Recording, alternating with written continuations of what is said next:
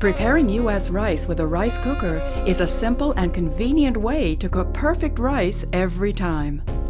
Since rice cookers may differ, be sure to follow the directions that are included with your rice cooker.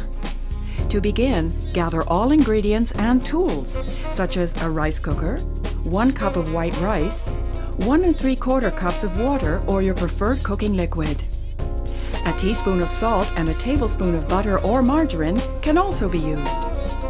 To prepare, follow these 3 simple steps. Add the water to the rice cooker. Add the rice. Make sure the rice cooker is plugged in and turn it on. The rice cooker will indicate once the rice is ready. And once it is, simply open the rice cooker, fluff the rice, and serve.